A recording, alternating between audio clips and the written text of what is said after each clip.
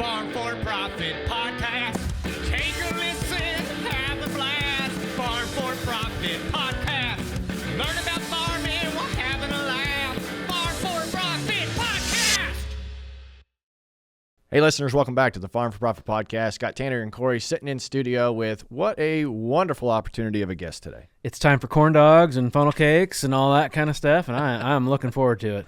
We love it, listeners. We also love you. Thank you so much for our support, for being able to share our message with you, your friends, and your families. Continue to pass that along. If you've got guests that you want us to talk to, 515-207-9640. We always appreciate those messages, as well as send us an email. So thank you a lot for that, Corey. Let's get into this guest right away. We have state royalty here. Yeah, very, very honored. Yes, extremely Came honored. to us, actually. Yeah, that's even better. Yep. But he hasn't stopped smiling since he got in the door, so I think it was a good... That's because he saw the demand for corn rising as soon as he walked in. Yeah, I kind of like that out there. We've got Secretary Naig here. He is a wonderful support for agriculture, has been powering the state of Iowa for quite a while, and we're going to pick his brain on a lot of different topics, including the state fair. But first of all, welcome. Well, I'm happy to be here, and you have a great setup here. But the big city of Slater, Iowa, Yep. love to be with you guys. And I'm actually I'm just keep looking around this room, and I find something new to look at everywhere I glance. So Yeah, that's a really cool setup. That's here. kind of the reason we did this, was because like you could sit here, you could just come in and sit down with a beer, and you could just for an hour just look at things, you know, and probably wouldn't even need to talk. It all stems from another fellow podcaster of ours, Vance Crow. We went and got to be a guest on his podcast, and he had a painting. And before he started his show, he said, "What do you see in that painting?" You know, to kind of loosen you up. And then you don't stop looking at that painting the entire recording. You're like, "Oh, but there's a kid in the background. That's funny. And a dog. That dog's chasing something. I don't know what." And yeah, for you, it's, oh yeah. Oh, I see an FFA jacket over there now. Yeah, I got to ask about that, right? So I got to ask, can you still fit into it? Well, we all know the answer to that, and it's okay. It's okay. Oh, shoot. It is. So Well, we like to get a little background before we dive into Sure. some of the topics. I know people know who you are, but maybe don't know where you're from or what your actual upbringing was. Yeah. Well, I grew up in Northwest. Well, I call it Northwest Iowa, but there's some debate about how north or west or how central it is. But Palo Alto County in Northwest Iowa, our address actually is Cylinder. But most folks would know I went to Emmetsburg to school, and so I grew up. I'm a child of the '80s. I'm 47 years old. I've got an older brother, older sister, and younger sister, so four of us that were raised on a farm in the 1980s in Iowa. And for people who are kind of my age, I think they can appreciate this idea that my folks sort of said to us, like, you're going to do anything but farm. You guys got to get off the farm because it's a tough way of life. But I grew up kind of a traditional corn, soybean. We were farrow to finish pork producers and worked hard and worked on the farm, but also was able to do all the school activities that you would have ever wanted to do. So I say I had a pretty typical Iowa farm upbringing, 4-H, FFA, all of the above. Then when I did come time to go to college, I was going to heed the directive from my folks, and it was going to be something other than farming. Yeah. And so kind of ventured off, went to a school, Northwest Iowa, small school, Buena Vista University, and I was going to be a vet or a physical therapist or an athletic trainer, something other than farming.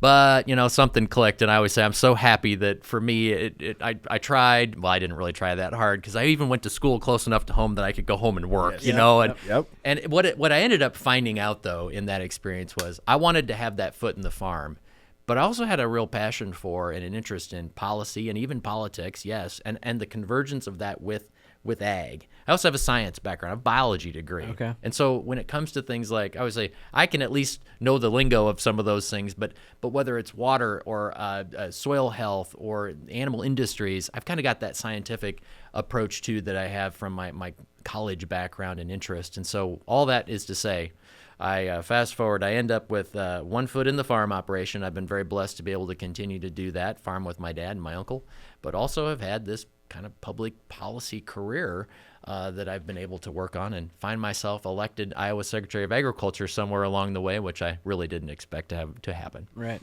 You ready to make that last pass? Listen up. XR5 KSB from Ag Explorer isn't just another jug. It's built to match exactly what your crop wants when it wants it. This isn't guesswork. It's 25 years of boots on the ground, education-first agronomy. These folks walk fields, explain the why, and build programs that actually work. Want to finish strong? This is your pass. Let's go.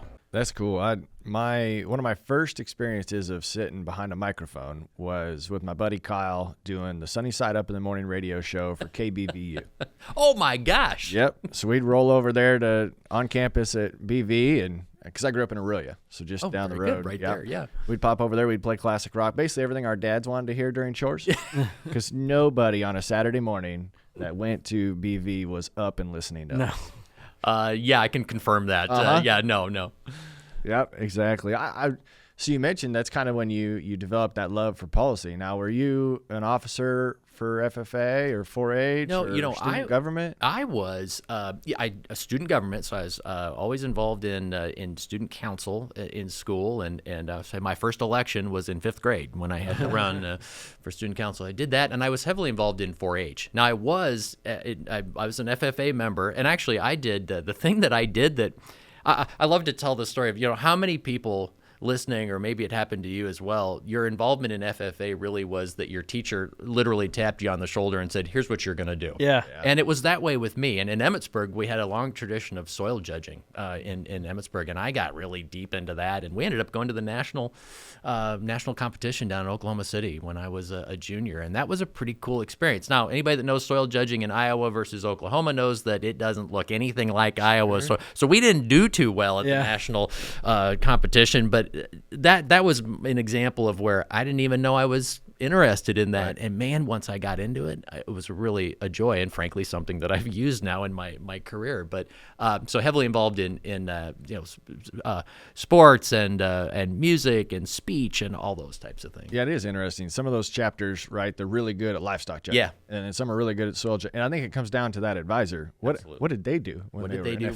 Yeah, we never did soil judging, but we always Dad had a friend that was an advisor down at Pella, and they would come up to our farm to get in the Des Moines Lobe and to see different soils. Well, it's then I come to find out that when you're in the Lobe, it's not as hard as you might want to make it out to be. Right. To find the different horizons. Yeah. And, to do that. Canisteo, pretty distinct. Yeah, and, there's like 3 or 4. Yeah. Yeah, pretty limited. Yep. Yeah. So then graduated, right? Got your degree, stayed involved with the farm. Yeah. When do you get into big boy politics? Yeah. So, I ended up, my wife and I, when we graduated, we met her at BV? We met at BV. She's from Southwest Iowa.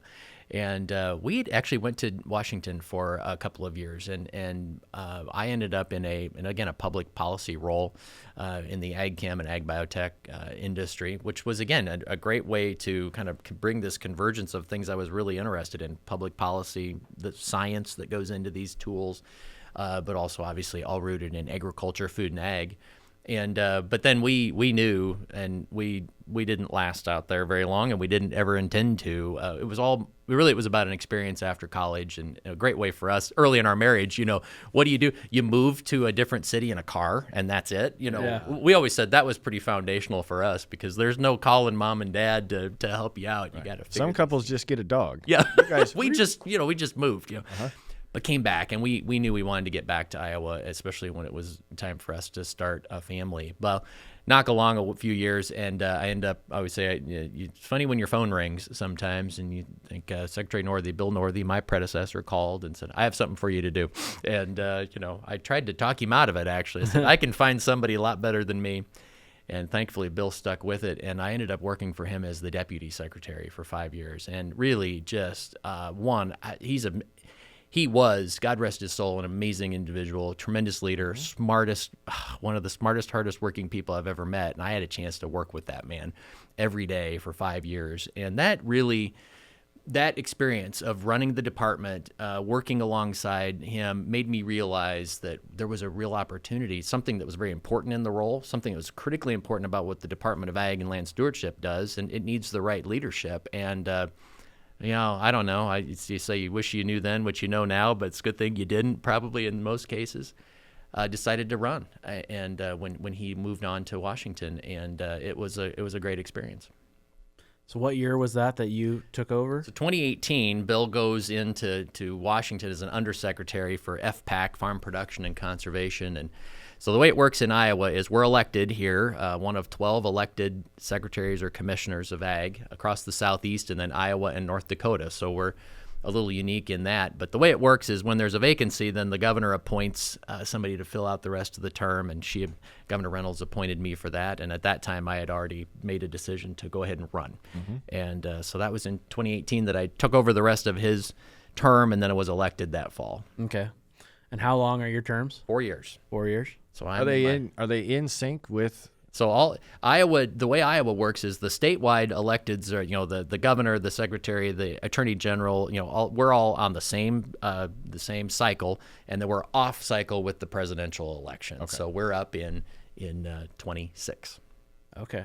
So it's campaign season, kind of. It is campaign season. And you're running It's again sort of always yeah. campaign season. You know what? In all seriousness, if you do the job the way you should do the job, which is to say you're out with people, you're traveling, you're having town halls, you're doing those things, running really doesn't feel that different. It's just that you do have to go through the certain steps to make sure you're eligible and all that. Well, there's one announcement you've made most recently that some might be disappointed in, others super excited about, is that you didn't put your hat in the ring for the gubernatorial race. Yeah, we, with Governor Reynolds deciding she would not seek a third term, I'd have loved if she had. She and I have been very aligned and close, and I'm fully supportive of her. But she and Kevin are going to retire, and that's a well-earned, well-deserved retirement. So we did take a look, and we had a lot of encouragement to do so, which we appreciated. And what we ultimately looked at was maybe not our time, and maybe it'll never be our time. Sure. But I think we decided that, one, I love what I'm doing. I think there's important work to be done. And two, this is a family decision that you make. And I've still got, my youngest is 11 years old. And you know what? From a family standpoint, it just wasn't really the time for us. So I'm going to run for re-election and see if we can stay on the job for this. And I'll do what I can to be supportive of other candidates as well. You're not saying no for the future. Yeah, not for the future, but and you learn that, right? You say, gosh, I can't predict the future, and if I told you I could, you shouldn't believe me, right? And we just, like I said, I love what I'm doing. I think we're doing important work, and we'll consider those things when they come. Is there any other position that you would consider in the future, either at the national level or state? I'd never say never, but I will say this, that I love working at the state level. Your ability, especially in a state like Iowa. Look, we're an ag state, and I'm the ag secretary, and there's the ability to get things done in a way that you get into the national level, and gosh, it can take years and years to accomplish certain things. And I love the fact that in Iowa we sort of roll up sleeves, get things done, and even from a legislative standpoint, I'd much rather work in that environment. So my preference would be to always be doing something that's focused here in the state of Iowa. But who knows? I don't always feel it, but people tell me I'm still a young man now. Yeah. I would say in the world of politics, by sure. comparison, maybe that's true, but I think we've got some time to figure those things out. Or maybe it'll be time to go back to the private sector, and that'll be okay too. That's one thing where politics and farmers align, and they just do it till they die. Well, that's true. Pretty much. It's like I can't get out of it. You just love it so much. You can do it till you die, huh? So what do you do? What do I do? This is great. I love when people ask a question like, "What do you do every day?" Uh-huh. I like to describe it this way. So the Secretary of Ag in Iowa. So I am the CEO of the Iowa Department of Ag and Land Stewardship. First and foremost, I am hired by the taxpayers and the voters of Iowa to run that department. Okay. And we are a 400 employee team of a $130 million budget, and we do everything from soil conservation work, because I think we're going to talk about the animal industries. The state vet works for me. We've got consumer protection. We've got regulatory programs. And, we've got market development programs as well. So first and foremost, I have to have a team and a leadership team and an approach that runs the department, does that in a way that's absolutely on mission and is very efficient with taxpayer money. That's one piece of my job. It already sounds like a full-time job. It is. That's a full-time job. I got a great team, though, because then what you need to do, the other piece that I view is you got to go out and be certainly an advocate for Iowa, and you can advocate at the federal level and with the new administrations change, and so how do you do that? You'd better be out talking to folks and understanding what's important, what's going on, and so there's that advocate role, and then promoter. That's the other piece, which is so that can take the form of trade missions that we might do around the world, which we travel pretty extensively, receiving delegations, or our Choose Iowa program where we're promoting Iowa grown, Iowa made, Iowa raised. And so, I kind of look at it in those parts, the operational piece that I've been hired to do a job. We advocate for Iowa's interests, and then we also promote our agriculture. And those are kind of the component parts. Now, the other is how much time might I be? I'm about roughly, let's say on average, half of my time would be in the office and half of my time would be out of the office. Right. And of course, that changes throughout the year. If the legislature's in town, maybe we're a little closer to the office. And this time of year, I might be not around much at all because we're out and traveling and visiting and doing some things like that. How much influence do you have on the national level? Like, is Brooke Rollins calling on you daily or weekly? Yeah, this is the part. I say this not to be arrogant about it, but we are very fortunate. We're a leading, I would argue the leading, but we're a leading agricultural state in this country. And whether it be our congressional delegation, the governor, my role, or even our companies that are based here, or groups like the grower groups, a farm bureau, of corn growers, pork producers. Seems like every category, we have an opportunity to be influential at the national level, and we better be smart about that, right? Use it wisely, but also fill that role, because if we don't advocate for ourselves, I don't know who we expect will. And so when you've got a lot at stake, you'd better be, we say, we're going to lead, you better be leading in all the different categories. So what I appreciate is that, we do have a chance to be influential, and I think we do that really well. So have had a chance to get to know Secretary Rollins, and on a personal level, and together with some other colleagues, I think we do have an opportunity to be a sounding board for the secretary. And again, want to use that very wisely, because we want to weigh in on things that are important and understand what her job is and her mission is to support U.S. agriculture and all those pieces. EPA, right? Administrator Zeldin, that's another key agency of federal government that we need to make sure that we're advocating and that we're well connected. Mm-hmm. She's a communicator, Secretary Yes, Rollins. she is. That's the biggest difference that I've noticed between past office holders and where she's at. I mean, I sometimes get 2 or 3 emails a day from her team. They are, look, she's passionate. And this is somebody who, I think even she would say when she was in Iowa in March, one of her first states that she'd visited, and she flat out says, this was not what she expected to do in this second Trump administration. I think most folks would have thought she'd probably have a West Wing position. I would argue she probably still does. She's just doing it from the USDA building. But I think the president went to somebody that he knows and trusts, and she's got tremendous policy chops. And she does have an ag background. She just wasn't known to a lot of folks within agriculture. I believe she wants to be an incredibly effective ag secretary. And what I have already found, and we're only a few months into this administration, let's be honest, is when she becomes aware of an issue, and I know this for a fact, talk about an issue, we can fix that, and a couple weeks later, it is fixed. And I love that about her. She's all about the action, and I think they all know 4 years will go fast, and they don't intend to be watching the grass grow. I do feel like politics have never moved at this speed. I think you've got a natural outcome of President Trump serving a first term and then not having that. They were disrupted by, they had to figure out how to stand up an administration. COVID hits. It really disrupts everything. Then they don't have a second term. And I believe that everybody from top to bottom is saying, well, we don't have the luxury of a ramp up. So they're going to hit it hard. Yep. But it does feel like you can't hardly put your phone down. Because you might miss something. Well, just on our rush hour show, we're like, they're doing one show a week. I'm like, you guys need a show daily. I mean, we can't cover everything. I mean, that is one thing we've taken pride in is we've kept politics for the most part off farm for profit. Yeah. And it's not for anything besides maybe lack of our understanding, and just don't need to have a divisive audience to where this is probably the closest we get. But that's why we had to start Rush Hour. It needed to be talked about. So you could react. Yeah. Somebody needs to talk about Yeah, and there's, and I would say, too, there's a difference. You can definitely talk politics of ag and that. You can also really get in, you have to understand the connection between policy, right? We can all say, we wish policy wasn't as impactful on ag, but the reality is we have a farm bill. We have trade policy, right? And inevitably those things then venture over into politics as well. But I think we have to have a recognition of all of that.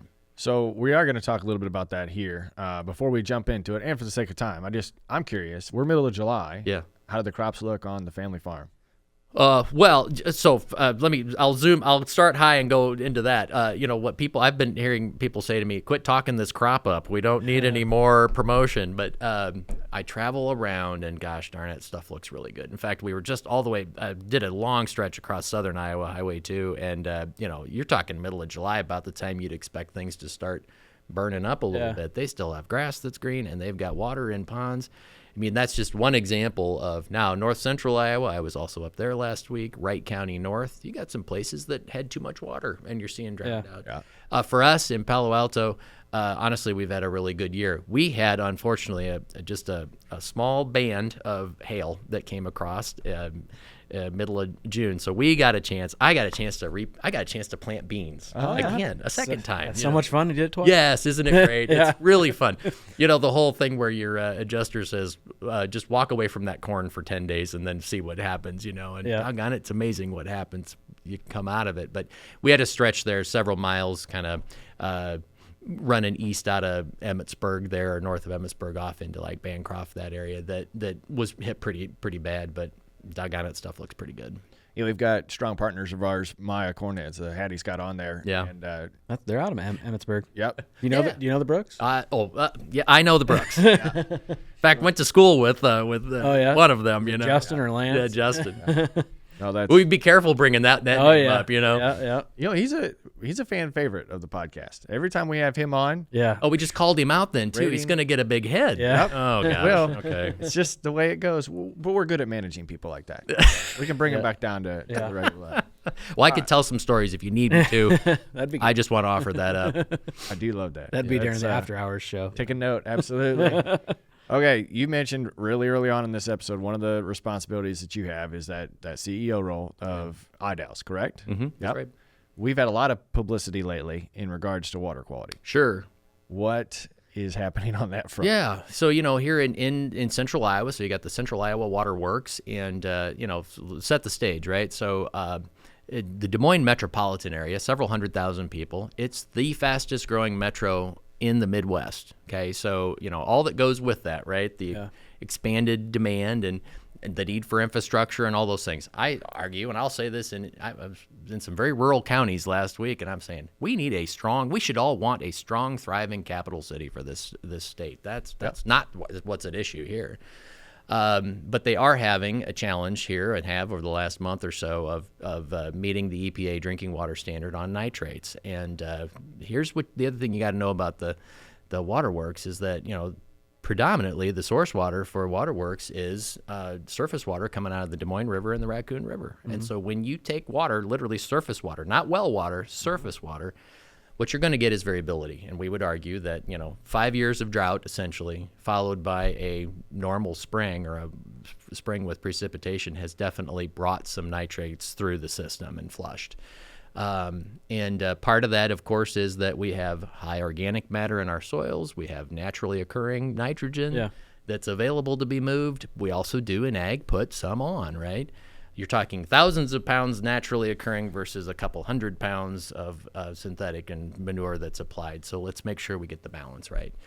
And so that's sort of set the stage. The way I've been talking about it is I don't want to play a blame game here. I don't want to throw rocks. I don't want this rural-urban divide. We went through this back in 2013, 2014, 2015. 2013 was the last time there was a significant spike in nitrates.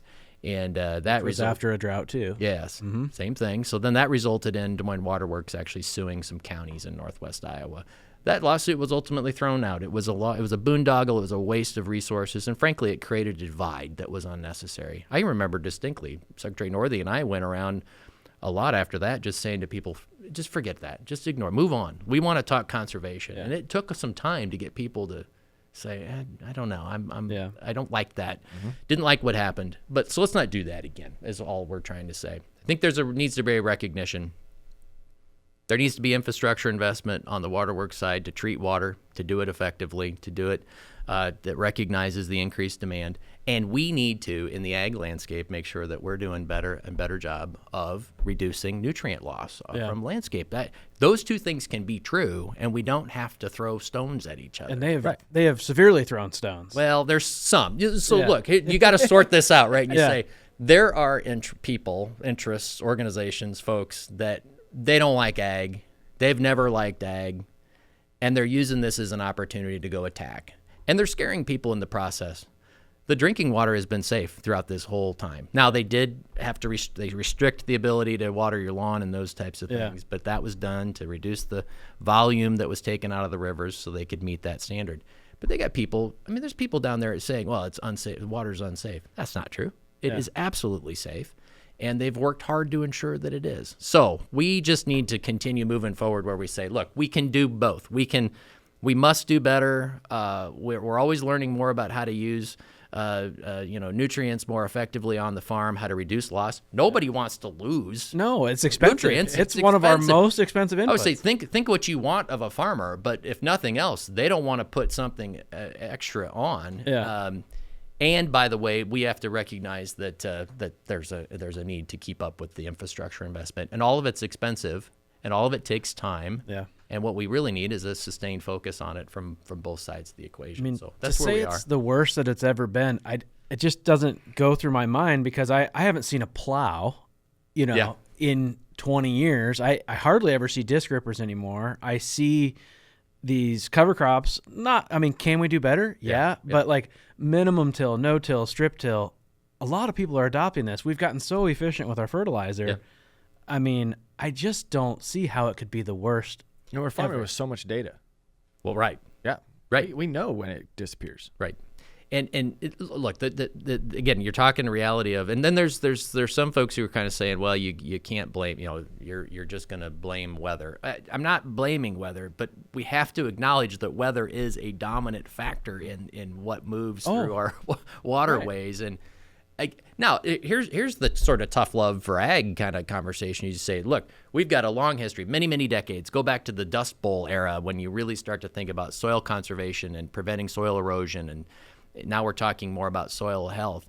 We've done a great job on those types of practices, but it's only been within the last, in Iowa, it's been since 2013 that we really were talking about implementing our nutrient reduction strategy, which focuses more on nitrate. And there's a whole set of different practices. Now you're trying to basically intercept that water that you're trying to get off the landscape, and how do you denitrify? And it's a different set. There's a learning curve, to be sure. But we're also, this is the other part I get in trouble, right? Because then I'll say, sometimes you have to have a little broader perspective. We all want to do better here in Iowa, but let's not forget the fact that we're leading on so many conservation tillage, terraces, waterways, buffer strips, cover crops. We're leading the country in the use of those practices. Nobody's doing it better than we are. And isn't that worth something? Well, it should be, right? And like I said, there's a lot of producers look up to what happens in the state of Iowa to base upon how they can grow their operations. It's the same thing with topics we talk about here on the podcast. But we've had some Chesapeake Bay producers on. Oh gosh, and it's like we don't want to turn to that situation. No, and that's a good example of try being how a rancher out there. Regulation is, in fact, several EPAs. You go back to, there's kind of a famous memo that comes out of the Obama EPA saying basically states need to lead, states need to have their own strategies because there is no national regulatory construct that can effectively work. Mm-hmm. And you've even seen that. Chesapeake's a great example of, it's kind of a moving target with regulation. Oh, that didn't work. Let's do this. Oh, now we decided, now somebody else is in charge. Let's do it this way.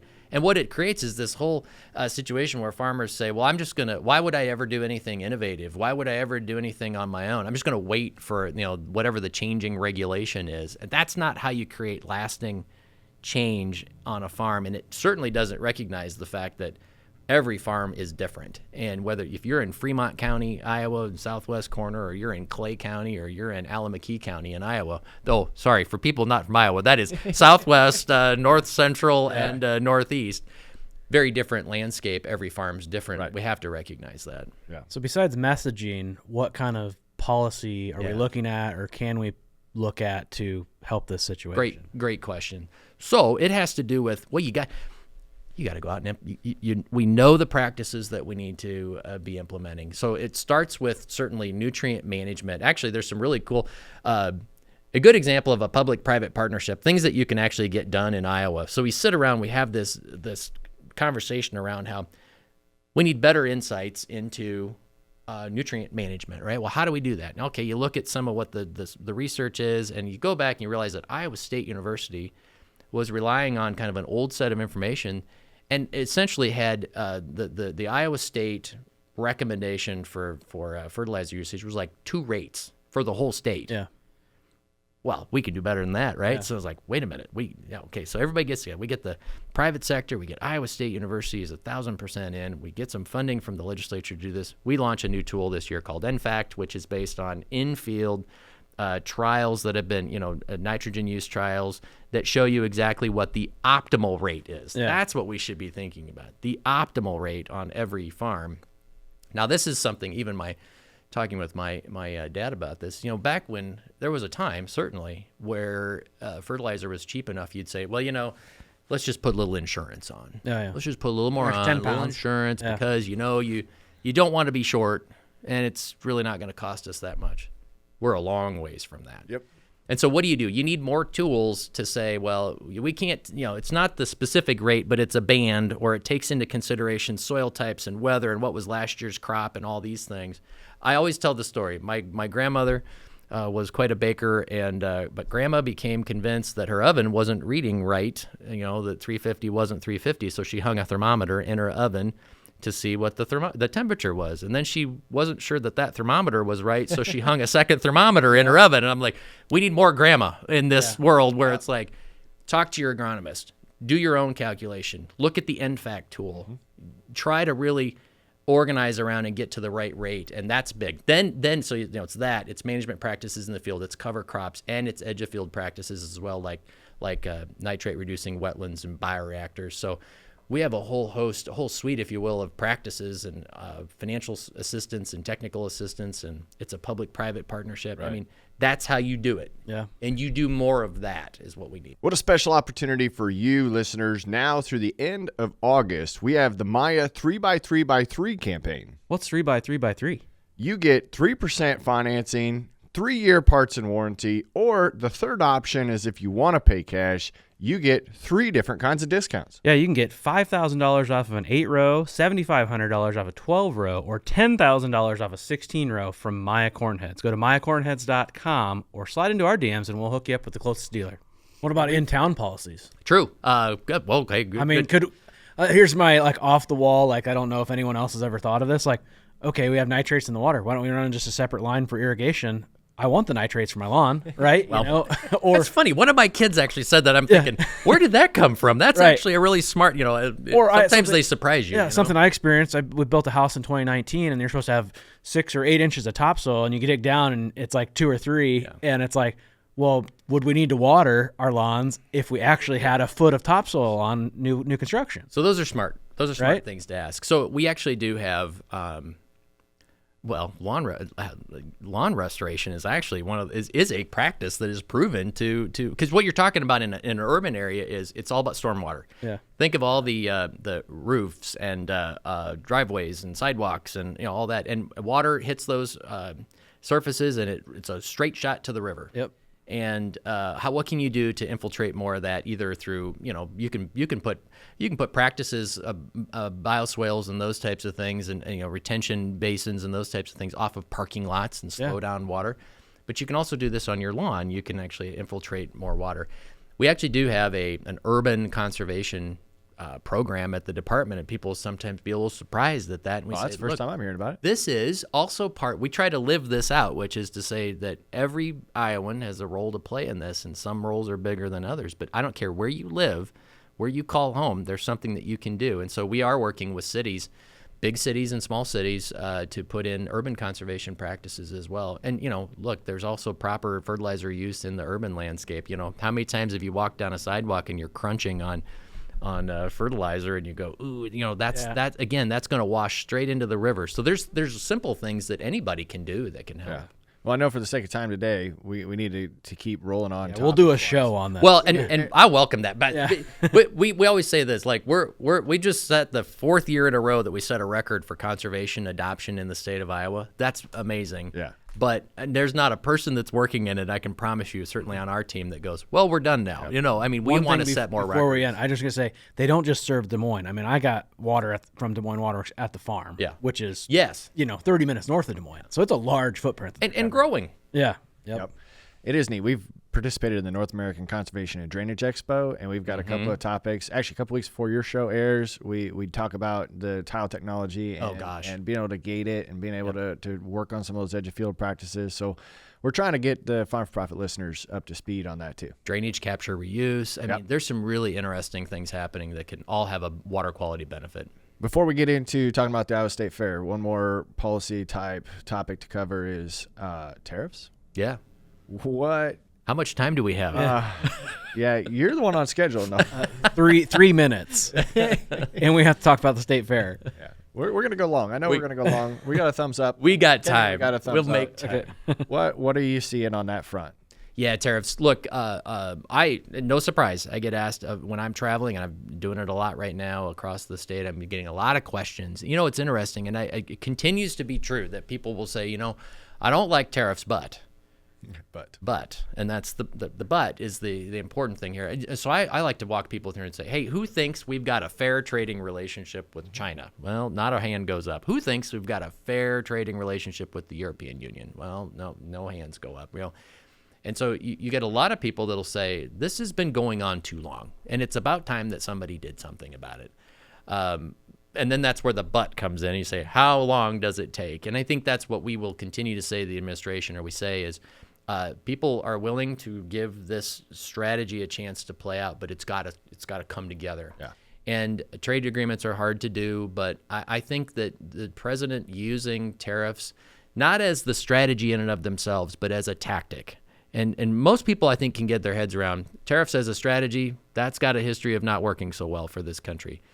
Tariffs as a tactic to achieve a broader goal, I think, can be effective. Mm-hmm. Already, you've got Vietnam, a framework with the UK. There's lots of conversation, lots of rumors about what's coming next and how many are out there. Is it going to be 90 deals that all land at the same time? That's not what I'm expecting. What I do want to see is that we're going to have, you can look at a dozen or maybe 15 markets that are critically important and of some scale and volume that would be game-changing for us as a state like Iowa. And, those are the ones that you want to see fairer access in. India is a good example. Governor Reynolds and I were there last year, led a delegation. We're going back in September. This is a country, the largest country in the world by population, famously protectionist. Man, they want to keep everything out until they need it, and then they'll open it up. And they don't allow for the cultivation of biotech crops either. And so for us, right now, we think realistically soybean meal and DDGs and ethanol may be an early play for us. If you can open that market to those products alone, that's game-changing. So, how do you get there? Well, conventional wisdom is it's going to take you 20 years to open that market. Well, we may do that in a few months. Right.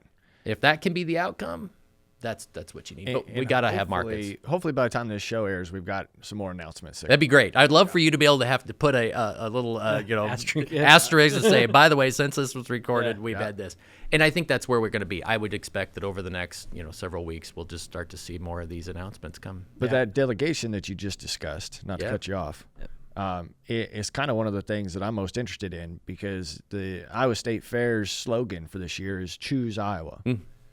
Does it really matter for you and Governor Reynolds to go to India? Do they really get Iowa DDGs? Do they really get Iowa products? That's a great question. So we do go, for the most part, when we are traveling, we're promoting things like corn and soybean and pork and beef, and it's commodity markets.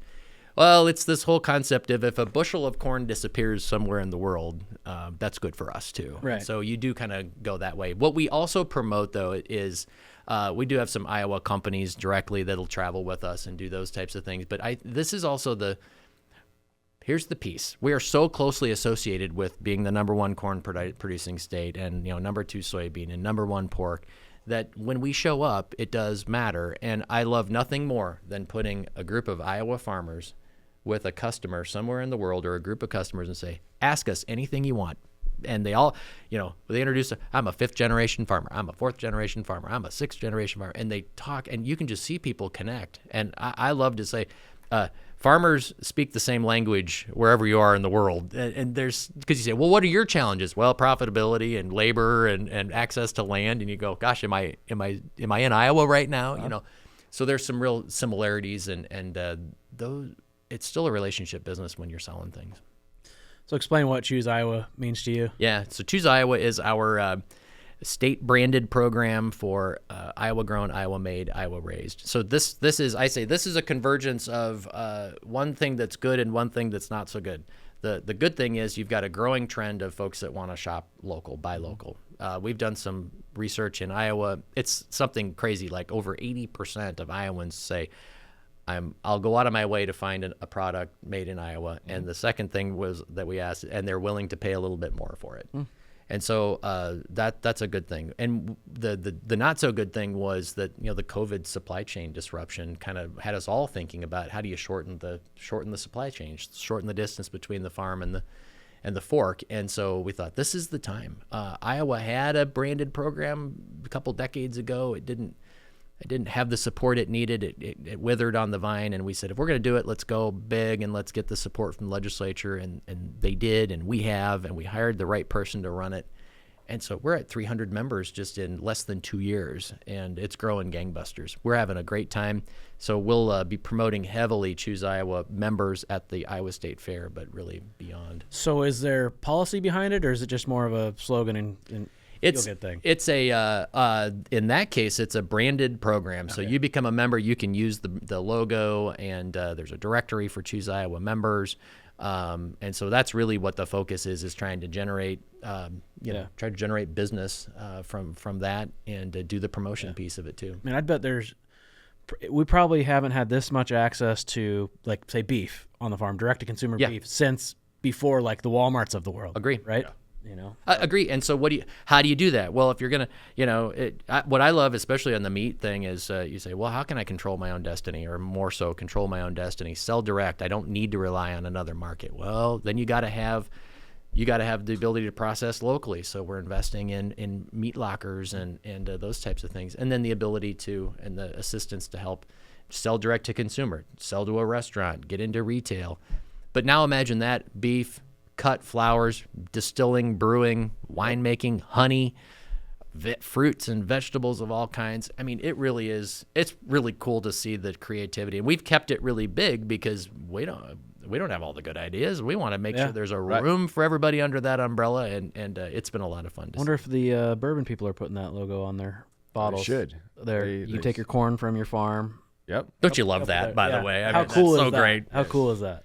The interesting thing is all states have pride, but I think there's a different level of pride when it comes to the Iowa State Fair, especially for Iowans. I mean, what better platform to bridge that gap from consumers to producers? And there's a big focus on that as well. Plus, it seems like every year we have record-setting attendance. Yeah, it's a bucket list. It's a bucket list event for a lot of folks, not just Iowans. I hear a lot of people tell me, "Oh yeah, I'm going to get a chance to host some of my colleagues at the fair this year, which is going to be great." And everybody's proud of their fair. You're right. But there is something I think special about the Iowa State Fair. As we say, nothing compares to the Iowa State Fair. Here's what I'm proud of. So I'm on, by design, the governor, the president of Iowa State University, and the Iowa Secretary of Agriculture are by law on the board of the state fair. And I always say, why is that? Well, I think it's to ensure that regardless, that we're going to always have somebody advocating that it's an agriculture fair. Now, it's a lot of fun, and it's entertaining, and there's a whole lot of other stuff happening. Right. But it is an ag fair. There is 4-H and FFA and open shows. There's livestock showing. You're going to we always tell our team, take this very seriously, because this might be the most direct interaction that a consumer has with agriculture in a whole year. Might be at the state fair. We'd better take advantage of that. And so that's what I love to see. Is it truly is from the Animal Learning Center. Oh man, you want to have fun? You go into that Animal Learning Center and you stand up there by the farrowing crates, or you watch a calf being born, and you just sit there and listen to some of the conversations that are being. Oh, yeah. What's that, Mom? Yeah. What's that, Dad? What's happening? All things that farm kids grew up leaning on a fence, having those conversations many, many years ago. But there's a lot of people that don't get to do that. There's all kinds of things that happen there, but a couple of things that we were given in our notes is, you're going to have the open house in regards to the Choose Iowa brand. Have discussions there. You got coloring contests for kids that are going to be ag related. Yeah. You get the Choose Iowa favorite fair food contest. Oh, that's a fun one too. Yeah. Have they done that yet? Have they done that? Well, no. So this will be during. Okay, so what happens is, but this, you've got the new fair food and all that, and we said we got to do something, because many of these vendors will source or want to source locally, and so if they source from a Choose Iowa member, then they can enter to win this. And then so it's a specific list of vendors or foods that are Iowa sourced, and then you'll be able to vote on your favorite one. Yeah. Yeah. Well, So if you could only have one thing at the fair, what are you? Okay, now wait a minute. Get me in trouble because here it's like asking me which child is my favorite. Oh, You know I have one, but I'm not telling you. No, I really do love being out there every day of the fair. The one thing that I will have literally every day, I will have ice cream every single day. Really? Yeah. So then I'll have everything else too, but I'm gonna have ice Dairy cream. Barn. Because Dairy Barn, Thelma's. Yeah. I mean, there's some good options. Every year I go and I get that hard-boiled egg on a stick and put a little Lowry's on it. That's just because you're cheap, because it's free. It's good. I Wait a know. minute. I've know what seen you're him. doing. I think you go through 5 or 6 times. Put on disguises. Yeah, don't He's even. the- he's You the don't have cheap to one. worry about it next year. He literally has blogs. How to do Iowa State Fair cheap. Yeah. Go get your kid hard-boiled eggs. There's also a cool recognition too in Iowa is Century and Heritage Farms. Right. We actually just had a guest on, Mike Downey. He's part of a Heritage Farm. We've had Ours is Century several. Farm. Corey. Yep. I mean, it's neat to see that award take place. So this goes back actually 1976, the bicentennial. The Secretary of Ag then launched this Century Farm recognition. Farms that had been in a family for 100 years, and then in 2006, the Heritage Farm, so 150 years, was launched. So I think we're sitting at it's 21,000 plus that have been recognized as Century Farms, and so 2,000 plus that have been recognized as Heritage Farms. It is without a doubt my favorite day of the year. We will recognize 400 plus families, and so we set up in the historic livestock pavilion, which is really prized real estate for the Iowa State Fair. We get the pavilion for a whole day. Thank you, Fair Board, for making sure that can happen. But we set up in there, and families will come, and we may have groups of. Sometimes it's just a couple or a single individual. We've had groups of 30 plus people. I'll never ever forget the 5 generations of a family. A gentleman was 103 years old. Whoa. Getting a Century Farm, no less. So he was alive when that farm came into their family. And I stood there, and then there was this, a couple-week-old baby, and I stood there, and I got emotional because I'm standing there like the whole history of this farm and this family. Right. That's what it's all about. Standing on this stage right now, I got chills right now. But we do that, and it takes all day, and I'll shake hands with thousands of people that day, and we just to recognize, and you hear little stories, untimely deaths, right? Sure. Somebody, a weather event, a market crash. We're talking, the 80s farm crisis, world wars, every kind of weather situation that you can imagine, family dynamics, and here you stand with a group of people accepting this, and you just feel the pride that's there. Yeah. It's a great thing. And I got one more thing, just bring it full circle. And I know Corey usually has 7 more after me. I can be fine. But We can get in trouble. I can already tell. I know. This could go for a while. Farm Environmental Leader Awards. Yeah. To wrap up from beginning to end of this episode, that's another major one too. It is, and this is one where, together with the governor and the Department of Natural Resources director for now many years, actually Governor Branstad and Secretary Northey were involved in starting this years ago, and we've kept it going, and that is to really recognize, and we'll do about 50 or so family farms a year, and they really have to be standout conservationists. And what you typically find in this group is they are people who have They didn't just decide to do this last year. It's generational. They're also the type of folks, when you read their bios, they've probably hosted umpteen field days. Oh, yeah. They've helped, people will say they helped me get started or they helped me think about it. And so we really want to honor them and say thank you, but also hold them up as these are folks that we could all aspire to be like in our operations. And they run the gamut, by the way, large farms, small farms, traditional, non-traditional. It's a really nice mix of folks, and that'll be a good. We definitely love that day as well. Yeah, well, we appreciate your time, and I know this is going to happen again. We got too much to talk about. It has to happen. Agree. We didn't get to. We will schedule it closer to the end of the day. There you go. I like that.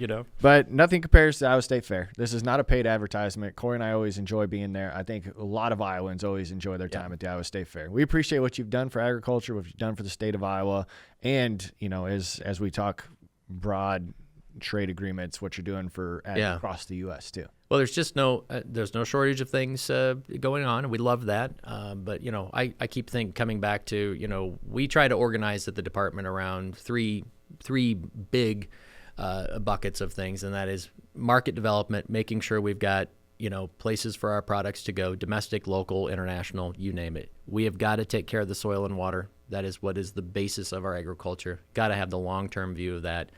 And then ultimately, if you're doing all these pieces, do you have an agriculture that young people can see themselves in a future? And are there pathways for them to get there? And those are the three big things that we really want to try to accomplish and get organized around. Yeah. Feels like it's going to look a lot different in 10 to 20 years. That's the one thing for sure, right? Is that as I was just telling this to somebody this morning, we're always going to eat. And the example, film cameras versus a digital camera, right? Sure. Do we take Kodak Film Company doesn't exist today, does it? It went from one of the largest in the world to bankrupt in a matter of like 10, 12 years. Do we take fewer pictures today? No, we take more pictures today. Right. How do we do it? Same, right? Food and ag, it's going to be around. It's a function of how are we going to do it, and are we ready for that? Yeah, absolutely. Well, thank you so much. We appreciate you. Listeners, we also appreciate you. And come to the State Fair. Come see us. Come hang out. Let us know when you're coming. Maybe we can meet you there. Until next time, have a good one.